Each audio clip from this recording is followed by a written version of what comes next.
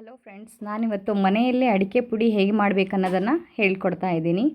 ಮಾರ್ಕೆಟ್ನಲ್ಲಾದರೆ ಅದು ಇದು taste maker ಅಂತ ಹಾಕಿ ಮಾಡ್ತಾರೆ. ಮನೆಯಲ್ಲಿ ಹೆಲ್ದಿಯಾಗಿ ಚೆನ್ನಾಗಿ ಹೇಗೆ ಅಡಿಕೆ ಪುಡಿ ಮಾಡಬೇಕು ಅನ್ನೋದನ್ನು ನಾನಿವತ್ತು ಹೇಳ್ಕೊಡ್ತಾ ಇದ್ದೀನಿ. ಇದು ಊಟ ಆದಮೇಲೆ ಟೀ ಕಾಫಿ ಕುಡಿದ್ಮೇಲೆ ಹಾಕ್ಕೊಳ್ಳೋಕ್ಕೆ ತುಂಬ ಚೆನ್ನಾಗಿರುತ್ತೆ. ಇದಕ್ಕೆ ಬೇಕಾದ ಇಂಗ್ರೀಡಿಯೆಂಟ್ಸ್ನ ನೋಡ್ಕೊಂಬಿಡೋಣ. ಫಸ್ಟಿಗೆ ಅಡಿಕೆ ಪುಡಿ 100 ಗ್ರಾಮ್ ತಗೊಂಡಿದ್ದೀನಿ. ನೆಕ್ಸ್ಟು ಬೊಡೆ ಸೊಪ್ಪು 100 ಗ್ರಾಮ್ ಅಡಿಕೆ ಪುಡಿಗೆ ಒಂದು 70 ಗ್ರಾಮ್ ಬಡೆ ಸೊಪ್ಪನ್ನು ಹಾಕ್ಕೊಂಡ್ರೆ ಸಾಕು. ನೆಕ್ಸ್ಟು ಒಣ ಕೊಬ್ಬರಿಯನ್ನು ತುರಿದು ಈ ರೀತಿಯಾಗಿ ಇಟ್ಕೊಂಡಿದ್ದೀನಿ. ನೆಕ್ಸ್ಟು ಏಲಕ್ಕಿ ಮತ್ತು ಲವಂಗನ ಸಕ್ಕರೆಯಲ್ಲಿ ಗ್ರೈಂಡ್ ಮಾಡಿ ಇಟ್ಕೊಂಡು ಪುಡಿ ಮಾಡ್ಕೊಂಡಿದ್ದೀನಿ. ಇದನ್ನು ಕಂಪಿನ ಪದಾರ್ಥ ಅಂತ ಕರೀತಾರೆ. ಇದನ್ನು ಹಾಕಿದರೆ ಅಡಿಕೆ ಪುಡಿ ತುಂಬ ಘಮ ಘಮ ಆಗಿ ಸ್ಮೆಲ್ ಚೆನ್ನಾಗಿ ಬರುತ್ತೆ. ನೆಕ್ಸ್ಟ್ ಗಸಗಸೆ ತಗೊಂಡಿದ್ದೀನಿ. ಆಮೇಲೆ ಸಕ್ಕರೆ ಪುಡಿ, ಆಮೇಲೆ ರುಚಿಗೆ ಸ್ವಲ್ಪ ಉಪ್ಪನ್ನು ಹಾಕ್ಕೋಬೇಕು. ಇವಾಗ ಹೇಗೆ ಮಾಡೋದು ಅಂತ ನೋಡ್ಕೊಂಬರೋಣ ಫ್ರೆಂಡ್ಸ್. ನಾನು ಇವಾಗ ಮೊದಲು ಸ್ಟವ್ ಆನ್ ಮಾಡಿಬಿಟ್ಟು ಬೊಡೆ ಸೊಪ್ಪನ್ನು ಫ್ರೈ ಮಾಡ್ಕೊತಾ ಇದ್ದೀನಿ.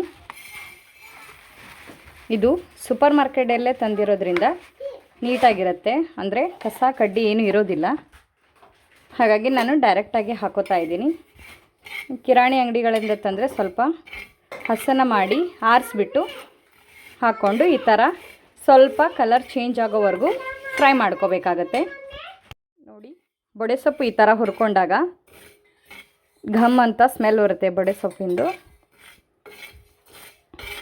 ಆವಾಗ ನಾವು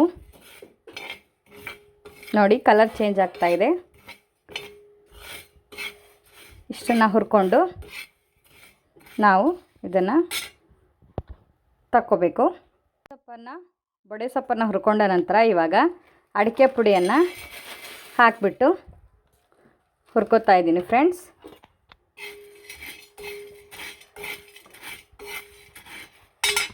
ಈ ಅಡಿಕೆ ಪುಡಿನ ತುಪ್ಪದಲ್ಲಾದರೂ ಹುರ್ಕೋಬೋದು ಫ್ರೆಂಡ್ಸ್, ಇಲ್ಲಾಂದರೆ 1 ಸ್ಪೂನ್ ಕೊಬ್ಬರಿ ಎಣ್ಣೆಯಲ್ಲಾದರೂ ಹುರ್ಕೋಬೋದು. ನಾನೀಗ 1 ಸ್ಪೂನ್ ತುಪ್ಪ ಹಾಕಿಬಿಟ್ಟು ಅಡಿಕೆ ಪುಡಿನ ಹುರ್ಕೋತಾ ಇದ್ದೀನಿ. ತುಪ್ಪ ಹಾಕಿ ಫ್ರೈ ಮಾಡೋದ್ರಿಂದ ಅಡಿಕೆ ಪುಡಿ ಘಮ ಘಮ ಅಂತ ಸ್ಮೆಲ್ ತುಂಬ ಚೆನ್ನಾಗಿ ಬರುತ್ತೆ. ಸ್ವಲ್ಪ ಕಲರ್ ಚೇಂಜ್ ಆಗೋವರೆಗೂ ಈ ಥರ ಫ್ರೈ ಮಾಡಬೇಕು ಫ್ರೆಂಡ್ಸ್. ಸ್ವಲ್ಪ ಮೀಡಿಯಮ್ ಫ್ಲೇಮಲ್ಲೇ ಈ ರೀತಿ ಫ್ರೈ ಮಾಡ್ಕೋಬೇಕು, ಇಲ್ಲಾಂದರೆ ಅಡಿಕೆ ಪುಡಿ ಹೊತ್ತು ಹೋಗುತ್ತೆ. ಹಾಗಾಗಿ ಸ್ವಲ್ಪ ಇವಾಗ ಕಲರ್ ಚೇಂಜ್ ಆಗ್ತಾ ಇದೆ. ಅಡಿಕೆ ಪುಡಿನ ಚೆನ್ನಾಗಿ ಹುರ್ಕೊಳ್ಳದೆ ಇದ್ದರೆ ಅದು ಬಾಯಲ್ಲಿ ಚೆನ್ನಾಗಿ ಅಗಿಯೋಕ್ಕೆ ಬರೋದಿಲ್ಲ. ಹಾಗಾಗಿ ಸ್ವಲ್ಪ ಕ್ರಿಸ್ಪಿ ಆಗೋ ತನಕ ಅಡಿಕೆ ಪುಡಿನ ಈ ರೀತಿ ತುಪ್ಪದಲ್ಲಿ ಫ್ರೈ ಮಾಡ್ಕೋಬೇಕು ಫ್ರೆಂಡ್ಸ್.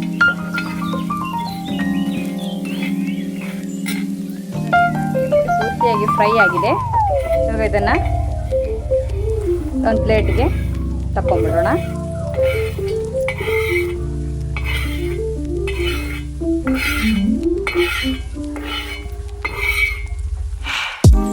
ಎಷ್ಟು ಬೇಕೋ ಅಷ್ಟು ಗಸಗಸೆನ ಸ್ವಲ್ಪ ಹುರ್ಕೊಳ್ಳೋಣ.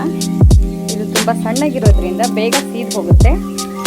ಸೊ ಇದನ್ನ ಸ್ವಲ್ಪನೇ ಬಿಸಿ ಮಾಡಿ ಗಸಗಸೆನ ತಗೊಂಡ್ಬಿಡೋಣ.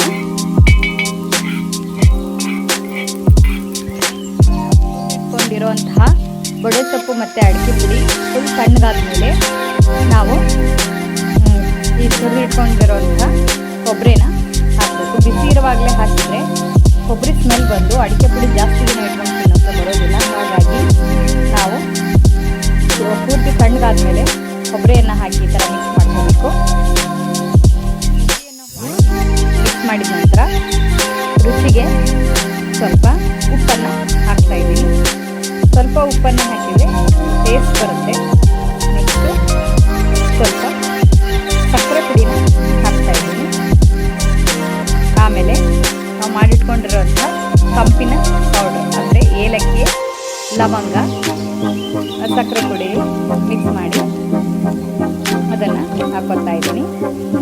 ಹಾಕ್ಕೊಂಡು ಚೆನ್ನಾಗಿ ಮಿಕ್ಸ್ ಮಾಡ್ಕೊತಾ ಇದ್ದೀನಿ.